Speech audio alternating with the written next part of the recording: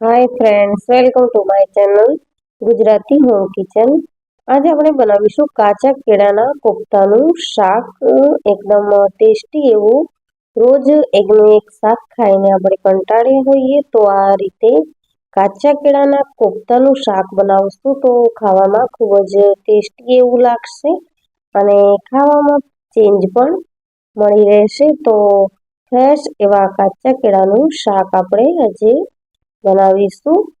તો કાચા કેળાના કોફતાનું શાક બનાવવા માટે અહીંયા મેં 250 ગ્રામ જેટલા કેળાને આ રીતે મોટા ટુકડા, એક કેળાના 2 ટુકડા એવી રીતે કરી અને કુકરમાં મીઠું અને હળદર નાખી બાફી દીધા છે. તો આ રીતે મેં મીઠું અને હળદર ઉમેરી અને 2 વિસલ થવા દીધી હતી. તો કેળા સારી રીતે બફાઈ ગયા છે. હવે મેં કેળાને છોતરા સાથે જ બાફ્યા હતા, તો આપણે બધા જ કેળાના છોતરા આ રીતે કાઢી લઈશું. તો જો આપણે છાલ ઉતારીને મૂકીશું તો થોડી ઘણી છાલ રહી જશે, રેસાને એવું. તો એટલા માટે મેં અહીંયા છાલ સાથે જ બાફવા મૂક્યા હતા અને હવે છાલ આસાનીથી નીકળી રહી છે. તો બધા જ કેળા મેં આ રીતે છાલ ઉતારી લીધી છે અને હવે ફોર્કની મદદથી બધા જ કેળાને આપણે સારી રીતે મેશ કરી લઈશું. તો પોટેટો મેશરથી પણ તમે આ રીતે કેળાને મેશ કરી શકો છો. તો અહીંયા બધા જ કેળાને મેં સારી રીતે ભૂકો કરી લીધો છે. હવે મસાલામાં અડધી ચમચી મીઠું, અડધી ચમચી હળદર પાવડર, અડધી ચમચી લાલ મરચું પાવડર, અડધી ચમચી ધાણા જીરું પાવડર, અડધી ચમચી આખું જીરું, અડધી ચમચી અધકચરા વાટેલા મરી અને 1 મોટી ચમચી જેટલી આદુ મરચાંની પેસ્ટ ઉમેરીશું. સાથે 1 મોટી ચમચી જેટલું તેલ ઉમેરીશું, જેથી કરીને કોફતા છે તે એકદમ પોચા એવા બનીને રેડી થાય. હવે અહીંયા 2 મોટી ચમચી જેટલો ચણાનો લોટ ઉમેર્યો છે. તો ચણાનો લોટ આપણે બહુ વધારે પડતો ઉમેરવાનો નથી, માત્ર બાઇન્ડિંગ પૂરતો જ ઉમેરવાનો છે. તો આ રીતે બધી જ વસ્તુને આપણે સારી રીતે મિક્સ કરી લઈશું અને ત્યારબાદ હાથમાં પાણી લગાવી આ રીતના લીંબુની સાઈઝના નાના નાના કોફતા વાળી લઈશું. તો આ જ રીતે આપણે બધા જ કોફતા વાળી લેવાના છે. તો આ કાચા કેળાના કોફતા છે તે એકલા પણ ખાવામાં ખૂબ જ ટેસ્ટી એવા લાગે છે. અને અહીંયા મેં તેલ ગરમ થવા મૂકી દીધું હતું, તો કોફતા તળવા માટે તેલ બિલકુલ રેડી છે. તો આ રીતે આપણે બધા જ કોફતાને મીડિયમ ફ્લેમ ઉપર તળી લેવાના છે. તો અહીંયા મેં બધા જ કોફતા એકસાથે પેનમાં એડ કરી લીધા છે અને મીડિયમ ફ્લેમ ઉપર આપણે કોફતાને થવા દઈશું.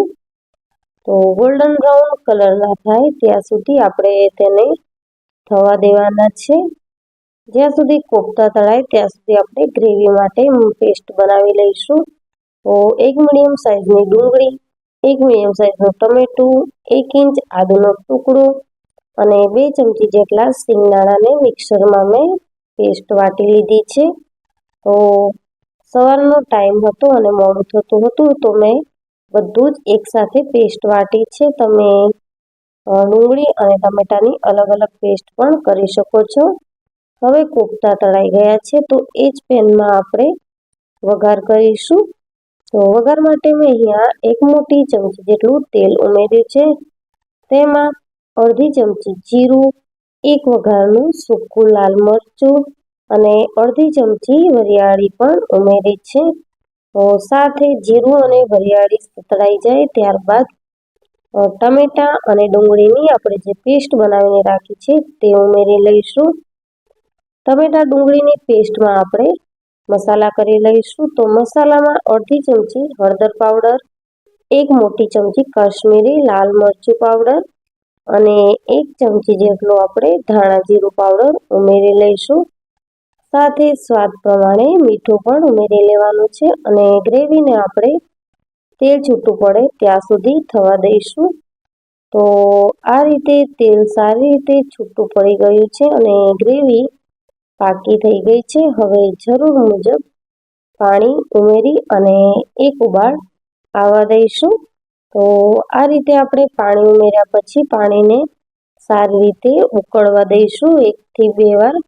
અને ત્યારબાદ આપણે તેમાં 1 લીલા મરચાંના ટુકડા કરી ઉમેરી લઈશું અને જે આપણે કેળાના કોફતા બનાવીને રેડી રાખ્યા છે તે ઉમેરી લઈશું.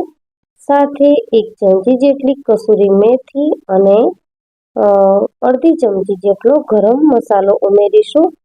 સાથે ફ્રેશ લીલા ધાણા ઉમેરીશું અને 5 મિનિટ જેવું થવા દઈશું. તો કાચા કેળાના કોફતાનું સુપર ટેસ્ટી એવું શાક બનીને રેડી છે. હવે આ શાકને આપણે સર્વિંગ પ્લેટમાં લઈ લઈશું. તો મિત્રો, તમને આ રેસીપી કેવી લાગી તે મને કમેન્ટ સેક્શનમાં જરૂરથી જણાવજો અને તમે પણ આ રેસીપી જરૂરથી ટ્રાય કરજો. ખૂબ જ ટેસ્ટી અને હેલ્ધી એવી રેસીપી છે. તો જો રેસીપી વિડીયો ગમ્યો હોય તો વિડીયોને લાઈક કરજો, શેર કરજો અને મારા ચેનલને સબસ્ક્રાઈબ જરૂરથી કરજો. તો સુપર ટેસ્ટી એવું કાચા કેળાના કોફતાનું શાક બનીને રેડી છે. આ શાક રોટલી કે પરાઠા સાથે ખાવામાં ખૂબ જ ટેસ્ટી એવું લાગે છે. તો મિત્રો, પ્લીઝ સબસ્ક્રાઈબ કરજો મારી ચેનલ અને બાજુમાં આપેલું બેલ આઇકન બટનને પ્રેસ કરજો એટલે બધી જ રેસીપીની નોટિફિકેશન સૌથી પહેલાં તમને મળશે. તો thank you for watching. Thank you very much. Thank you.